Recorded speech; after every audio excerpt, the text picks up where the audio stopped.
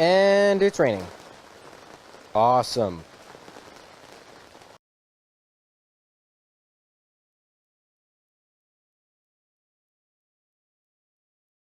People often say all smartphones are becoming the same, but is that really true?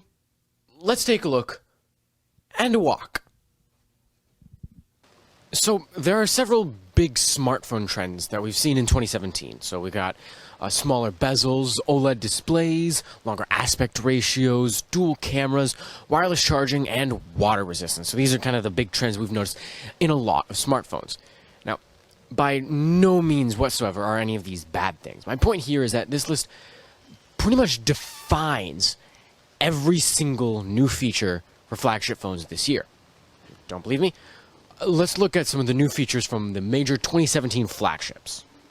So the LG G6 and V30 have smaller bezels, longer aspect ratio, an OLED screen, at least on the V30, dual cameras, which it did already have, but it still carries over, water resistance, and wireless charging. The Samsung Galaxy S8, S8 Plus, and Note 8 have smaller bezels, longer aspect ratio. It already had the OLED screen.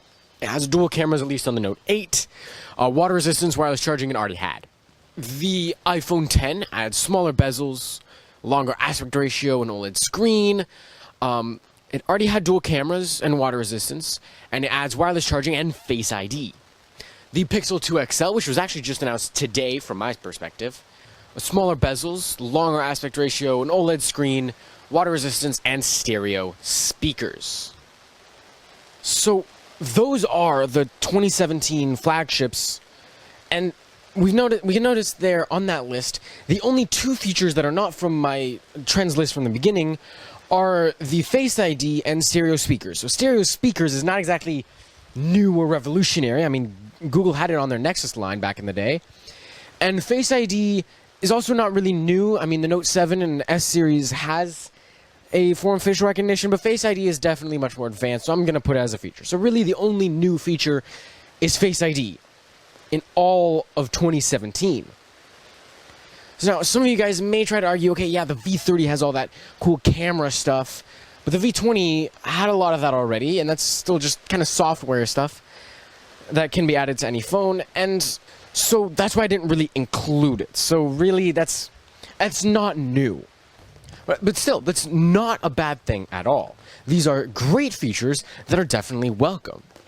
And maybe phones aren't becoming the same, even though they have the same features, because maybe they have different implementations of the same features, okay? So let's look at the 2016 flagships from LG, Samsung, and Google on the screen now.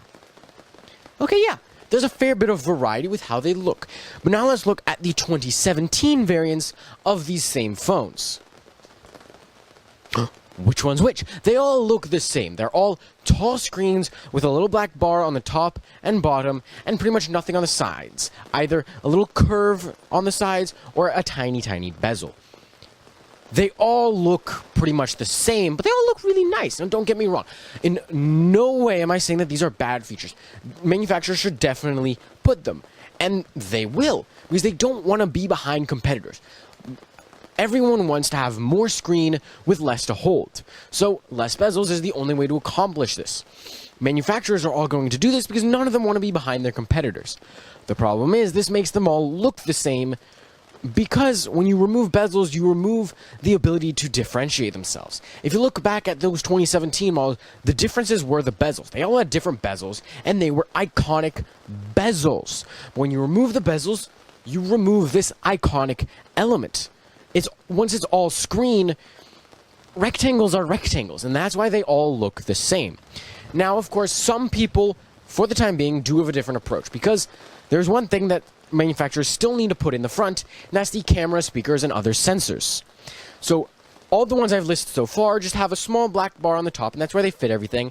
And then they have a little black bar on the bottom for either the stereo speaker, or some branding, or just to keep things even. Some people have found different ways of putting the same feature in, because they want more of a truly edge-to-edge design.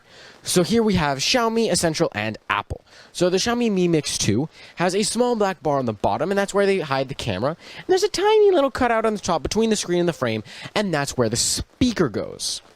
On the Essential PH1, there's a notch for a camera and a little cutout for a speaker. And Apple takes that same notch idea to the extreme, and that's where they put all their cameras, sensors, and speakers in that notch. But one day we will get to a point where everyone can fit their speakers into a little slot. Everyone can fit their cameras either under their screens or in some other way, and we will have a truly edge-to-edge display across the entire phone. And it will just be a rectangle with rounded corners. But then it'll all look the same. Yeah, it will. Okay, but then how do we choose our phones? Maybe by their cameras. Well, those are all pretty much the same now, too. Even when it's dual cameras, the second camera is almost always used for zoom.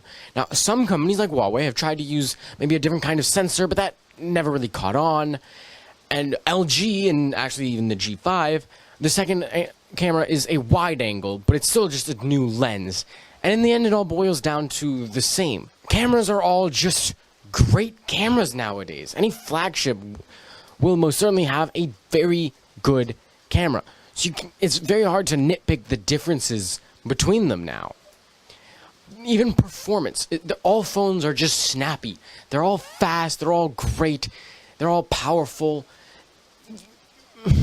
There's not much to differentiate there.